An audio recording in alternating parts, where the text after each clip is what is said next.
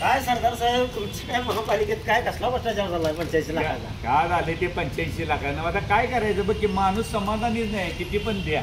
आता तुम्हाला सांगतो, एवढं तुम्हाला सांगतो, पगार याच नाहीत, गाड्या याच नाही, वाईट वाटलं का? आणि अशी बोफर्स कामं कशी काय होत्यात? आणि ही फार मोठी साखळी आहे. आम्ही आता मी पण स्टँडिंग चेअरमॅन नगरसेवक होती, प्रोसिजर आहे. कसे आता शासनाकडे देऊन द्या आणि आमदार कोण पण देऊन द्या, ते पहिले येते कुठं महापालिकेत, महापालिका कुठल्या वॉर्डला काम आलं तिथे पहिले बघितले जाते वॉर्ड.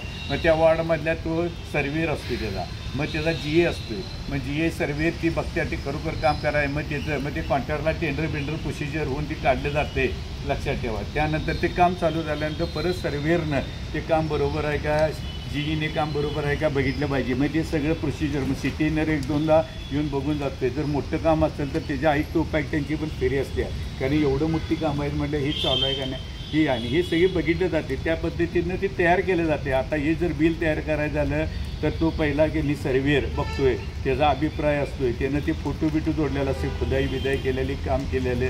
त्यानंतर GEकडे जाते, GE ते बघतोय, परत त्यानं बघितलं त्याच्या मग अभिप्राय तिची सही, मग सिटीनं झाल्यानंतर उपायुक्त झाल्यानंतर आयुक्त झालं, मग ऑडिटला जायचं असते. ही प्रोसिजर आहे. ऑडिटमध्ये पण बिल आधा करत असताना सत्य परिस्थिती बघते अगदी बरोबर आहे का नाही, ते टॅली बिली करतात बरोबर, मग त्यानंतर हे सगळं झालेलं असतं. मग एवढे वेळ माणसं झोपलेले असतात आणि 1-2 लाखाचं काम नाही, 85 लाखाचं काम आहे. म्हणजे याचा अर्थ काय दिसतोय? अजूनच आम्ही महापालिका आमची बदनामीमध्ये, आणि आपण काय करायला आहे, नगरसेवक नावानं बोंबाल त्या नगरसेवकला पुढे आम्हाला 5,000 पगार, आम्हाला 5,000 पगार नाही, ह्या 3 लाखांना पगार. साध्या शिपाईला 35 आणि 40,000 फंड एवढा आहे.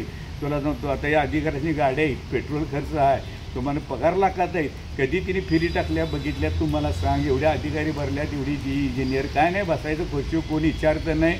कुठल्या तर नगरसेवक नाही तर लोकप्रतिनिधीला धरलं गेली, बाबा झालं आळीमिळी घुमछेळी हम खुश तू कोण. माझं काय म्हणणं आहे, टक्केवारी हा विषय त्या सगळ्या जगात हा देशच भ्रष्टाचारी झालेला आहे. त्यामुळे मी ते मध्ये बघणार कमीत कमी तुम्ही क्वालिटी आणि नियोजन तर बघा, सत्य काम करायला लागते काय. आता एखादा गटार करायला झालं तर सॅनिटरी इन्स्पेक्टरपासून तो ढाळ आहे का नाही, खाली काय माती घातल्या, दगडे घातल्यावर काय कोंडा घातल्या बघायचं, त्यानंतर टाकून हे सगळं बघायचं असते.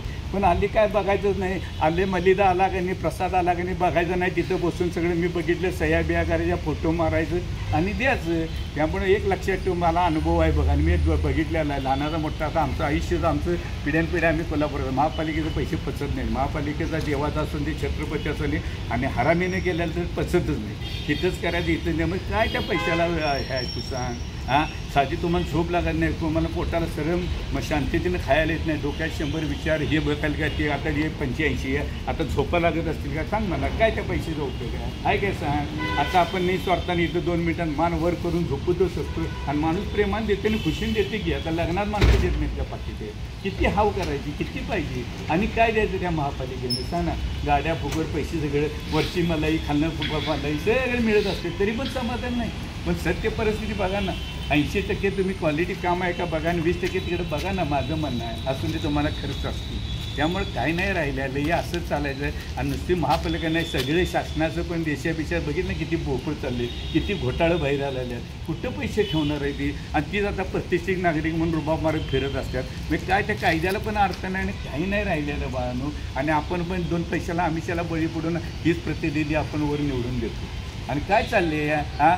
त्यामुळं माणसं डोस आपण दूध पिठात वाढते, मांजर त्याला वाढते, ते मांजर लक्षात ठेवा सगळी बघत असते. हे माझं म्हणणं बरोबर करेल ते निस्तरेल, हे माझं म्हणणं आहे. माणसानं हा कधीही समाधानी नाही आहे, हेच मला कोणासाठी आणि कशासाठी करतोय हाच मोठा प्रॉब्लेम आहे. काय करणार, आणि जो करेल तो निस्तरेल असं माझं मत आहे. विजय साळुंखे सरदार कष्टाचं असते, ते कष्टाचं असते, स्वाभिमान तो स्वाभिमान असते. मान तुटकं घालणार जो बघा म्हणणार त्या काय जगाला काय तोडून जाईल, पण मान वर करून तर आपण जगू शकतो, समाधानं झोपू शकतो. इथं झोप म्हटलं हे म्हणते मी, याचं माझं मत आहे. आणि आता केले की मी ती निस्तरतील आता, आणि ह्यात फार मोठी साखळी आहे, हे माझं म्हणणं. एका दोकाला दोष देऊन उपयोग नाही, फार मोठी साखळी असते, आणि साखळलोट करून चाललेलं असते, लूट चालली आहे. पण ह्याच्यावर कारवाया व्हायला पाहिजे, तरच आळा बसेल, नाहीतर काही उपयोग नाही. हे माझं मत.